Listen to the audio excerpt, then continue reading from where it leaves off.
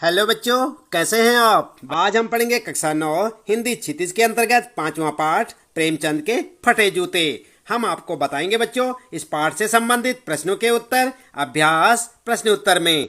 तो आप लगातार देखते रहें वीडियो और जुड़े रहें हमारे साथ। चलिए शुरू करते हैं। सबसे पहला प्रश्न यहाँ पर आपके लिए हरिशंकर परसाई ने प्रेमचंद का जो शब्द चित्र हमारे सामने प्रस्तुत किया है उससे प्रेमचंद के व्यक्तित्व की कौन कौन सी विशेषताएं उभर कर आती हैं। तो आपने पाठ में पढ़ा होगा बच्चों। क्या लिखेंगे आप उत्तर में?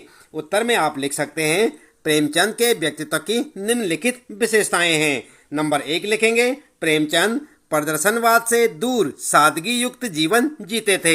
वे जैसे थे वैसे ही सबके सामने जाने में संकोच नहीं करते थे।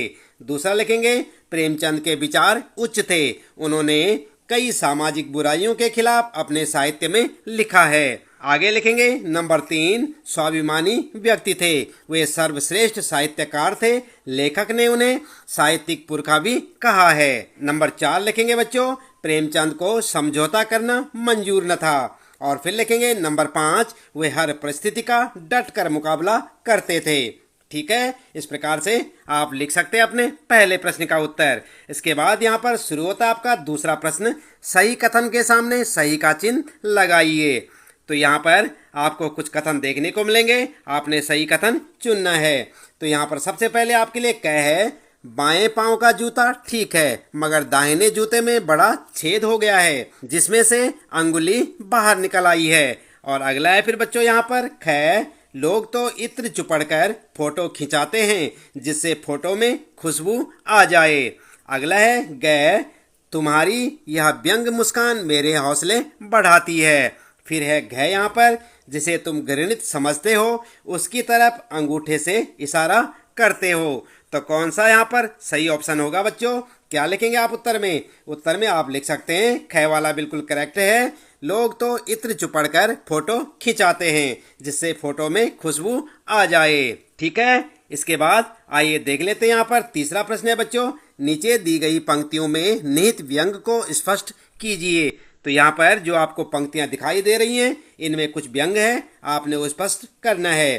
तो यहाँ पर सबसे पहले देखें बच्चों क्या है, जूता हमेशा टोपी से कीमती रहा है। अब तो जूते की कीमत और बढ़ गई है और एक जूते पर 25 टोपियां न्योछावर होती हैं। तो यहाँ पर इस व्यंग का अर्थ आप क्या लिखेंगे बच्चों? उत्तर में आप लिखेंगे यहाँ पर जूते का आशय ताकत एवं शक्ति प्रदर्शन से है तथा टोपी मान मर्यादा तथा इज्जत का प्रतीक है। आजकल लोग इज्जत से ज्यादा ताकत को महत्व देते हैं, भले ही वे सिर्फ अपना काम निकालने के लिए ऐसा करते हों। आज लोग अपने शक्ति सामर्थ्य के बल पर अनेक टोपियां यानी कि सम्मानित एवं गुणी व्यक्तियों को अपने जूते पर झुकने को विवश कर देते हैं। ठीक है, इस प्रकार से आप लिख सकते हैं बच्चों। फिर आपके लिए है तुम पर्दे का महत्व नहीं जानते, हम पर्दे पर कुर्बान हो रहे हैं। तो क्या लिखेंगे आप इसका अर्थ बच्चों? उत्तर में आप लिखेंगे प्रेमचंद ने कभी वास्तविकता को कभी ढकने का प्रयत्न नहीं किया है। उन्होंने अपनी कमियों को कभी छिपाने का प्रयास नहीं किया। वे भीतर बाहर एक समान थे, जबकि लेखक दिखावे की प्रकृति के कारण स्वयं ही अपने पैर को लहूलुहान करता जा रहा था और दूसरी तरफ प्रेमचंद को कोई चिंता नहीं थी कि लोग उनके फटे जूते के लिए क्या कहेंगे। ठीक है, फिर आपके लिए गए यहाँ पर जिसे तुम घृणित समझते हो उसकी तरफ हाथ की नहीं पांव की अंगुली से इशारा करते हो। तो इस व्यंग का क्या अर्थ लिखेंगे बच्चों? उत्तर में आप लिख सकते हैं प्रेमचंद ने सामाजिक बुराइयों को अपनाना तो दूर उनकी तरफ देखा भी नहीं। प्रेमचंद गलत वस्तु या व्यक्ति को हाथ से नहीं बल्कि पांव की अंगुली से ही संबोधित करना उचित समझते हैं। आई बात समझ में? इस प्रकार से आपका तीसरा प्रश्न हो जाएगा बच्चों। और फिर शुरू होता है यहाँ पर चौथा प्रश्न है।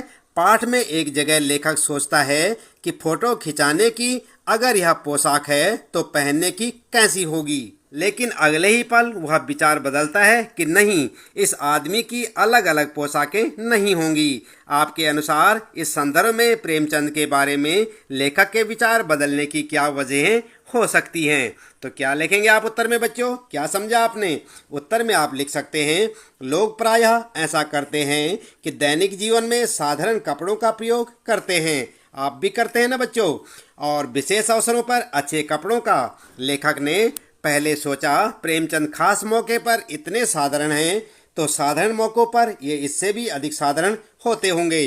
परंतु लेखक को महसूस हुआ कि प्रेमचंद का व्यक्तित्व दिखावे की दुनिया से बिल्कुल भिन्न है, क्योंकि वे जैसे भीतर हैं वैसे ही बाहर भी हैं। वे वेशभूषा संबंधी खर्चे को फिजूल खर्ची मानते होंगे। ठीक है, इस प्रकार से आप लिख सकते हैं अपने चौथे प्रश्न का उत्तर। पांचवा प्रश्न है, आपने यह व्यंग पढ़ा, इसे पढ़कर आपको लेखक की कौन सी बात आकर्षित करती है? तो कौन सी करती है बच्चों? उत्तर में आप लिख सकते हैं, मुझे इस व्यंग की सबसे आकर्षक बात लगती है विस्तारण शैली। लेखक ने व्यंग्यात्मक शैली में महान साहित्यकार प्रेमचंद की विशेषताओं का चित्र प्रस्तुत किया है। इस पाठ में लेखक ने प्रेमचंद के साथ साथ स्वयं की दिखावे की प्रकृति पर भी व्यंग करते हुए सामाजिक कुरीतियों पर भी प्रहार किया है। यहाँ लेखक की ईमानदार छवि को भी बल मिलता है। ठीक है बच्चों, अगला प्रश्न है छठा, पाठ में टीले शब्द का प्रयोग किन संदर्भों को इंगित करने के लिए किया गया होगा? उत्तर में आप लिख सकते हैं, टीला रास्ते की रुकावटों बाधाओं का प्रतीक है। इस पाठ में टीला शब्द सामाजिक कुरीतियों, अन्याय तथा भेदभाव को दर्शाता है, क्योंकि ये मानव के सामाजिक विकास में बाधाएं उत्पन्न करती हैं। ठीक है बच्चों, इसके बाद शुरू होते हैं यहाँ पर रचना और अभिव्यक्ति से संबंधित प्रश्न। और सातवां प्रश्न आपके लिए, प्रेमचंद के फटे जूते को आधार बनाकर परसाई जी ने यह व्यंग लिखा है। आप भी किसी व्यक्ति की पोशाक को आधार बनाकर एक व्यंग लिखिए। तो लिख सकते हैं आप बच्चों, क्या लिखेंगे आप? उत्तर में आप लिख सकते हैं, हमारे एक पड़ोसी हैं जो बहुत ही कंजूस हैं, यहाँ तक कि बच्चों के खाने पीने की चीज़ों में भी कटौती करते हैं, परंतु लोगों के सामने अपनी झूठी शान दिखाने के लिए बड़ी बड़ी नामचीन कंपनियों के कपड़े पहनते हैं और दूसरों का मजाक उड़ाने में नहीं चूकते। उनका यह दोगलापन मेरी समझ से परे है। ठीक है बच्चों, चाहे तो आप ऐसे लिखें और चाहे अपने हिसाब से भी आप उत्तर लिख सकते हैं। इसके बाद आठवां प्रश्न है, आपकी दृष्टि में वेशभूषा के प्रति लोगों की सोच में आज क्या परिवर्तन आया है? तो क्या समझते हैं आप बच्चों, क्या परिवर्तन आया है? उत्तर में आप लिखेंगे, आज के समय में लोगों का दृष्टिकोण बहुत बदल गया है, यहाँ तक कि व्यक्ति का मान सम्मान और चरित्र भी वेशभूषा पर अवलंबित हो गया है। आज की दुनिया दिखावे की दुनिया बन गई है। अगर समाज में अपनी शान बनाए रखनी है तो महंगे से महंगे कपड़े पहनना आवश्यक हो गया है। आज सादा जीवन जीने वालों को पिछड़ा समझा जाने लगा है। ऐसा ही है ना बच्चों? ठीक है, इस प्रकार से आप उत्तर लिख सकते हैं बच्चों। इसके बाद है बच्चों भाषा अध्ययन से संबंधित प्रश्न, और ये 9वां प्रश्न है, पाठ में आए मुहावरे छांटिए और उनका वाक्यों में प्रयोग कीजिए। तो आपने पाठ में कई सारे मुहावरे देखे होंगे बच्चों, आप उनका प्रयोग कर सकते हैं, वाक्य बनाएंगे आप उन पे और उनका वाक्यों में प्रयोग करेंगे। जैसे कि आप यहाँ पर देख सकते हैं, अटक जाना, यहाँ पर है न्योछावर होना और पछतावा होना, रो पड़ना, आप देख रहे हैं यहाँ पर। आप इसे अपनी पाठ्य पुस्तक में भी देख सकते हैं बच्चों। यहाँ पर है लहूलुहान होना। ठीक है, और यहाँ पर बच्चों ये अर्थ है, अटक जाना का मतलब है स्थिर हो जाना। उसके सुंदर कंगन पर मेरी दृष्टि अटक गई है। ठीक है, इस प्रकार से आप वाक्यों में प्रयोग कर सकते हैं। न्योछावर होना यानी कुर्बान होना। मंगल पांडे फिल्म के देखने के बाद सर्वस्व न्योछावर करने का मन करता है। ठीक है, इसी प्रकार से पछतावा होना यानी पश्चाताप होना।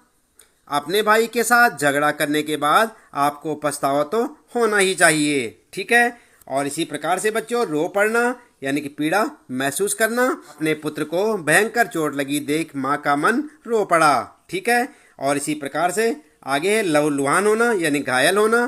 कार दुर्घटना में ड्राइवर लहूलुहान हो गया। इस प्रकार से आप वाक्यों में प्रयोग कर सकते हैं और चाहे अपने हिसाब से भी बच्चों लिख सकते हैं। इसके बाद 10वां प्रश्न है यहाँ पर आपके लिए, प्रेमचंद के व्यक्तित्व को उभारने के लिए लेखक ने जिन विशेषणों का प्रयोग किया है उनकी सूची बनाइए। तो कौन कौन से विशेषणों का उपयोग किया है बच्चों? उत्तर में आप लिख सकते हैं, इस पाठ में प्रेमचंद के व्यक्तित्व को उभारने के लिए निम्नलिखित विशेषणों का प्रयोग हुआ है। और आप लिख सकते हैं, महान कथाकार, उपन्यास सम्राट, जनता के लेखक, साहित्य पुरखे और युग प्रवर्तक। ठीक है बच्चों, इस प्रकार से आप लिख सकते हैं अपने 10वें प्रश्न का उत्तर। तो बच्चों इसी प्रश्न के साथ इस पाठ से संबंधित प्रश्नों के उत्तर यहाँ पर समाप्त होते हैं। उम्मीद है कि आपको अच्छे से समझ आए होंगे। हर रोज इसी प्रकार कक्षा 9 हिंदी क्षितिज के सभी पाठों के प्रश्नोत्तर जानने के लिए आप लगातार देखते रहे वीडियो, जुड़े रहे हमारे साथ। और यदि आप चैनल में पहली बार आए हैं तो चैनल को सब्सक्राइब अवश्य कर दें, बेल आइकन भी दबा दें बच्चों, ताकि आपको आने वाली प्रत्येक पाठ की वीडियो की नोटिफिकेशन मिलती रहे। और वीडियो पसंद आई हो तो लाइक और शेयर करना ना भूलें। मिलते हैं अगली वीडियो में नए पाठ के कुछ नए प्रश्न उत्तरों के साथ।